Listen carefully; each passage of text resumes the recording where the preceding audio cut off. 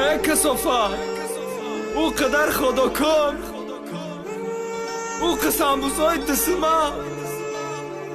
او که پیراشکی که جاشی تو ناتوری شو کنسی ودا دایو تد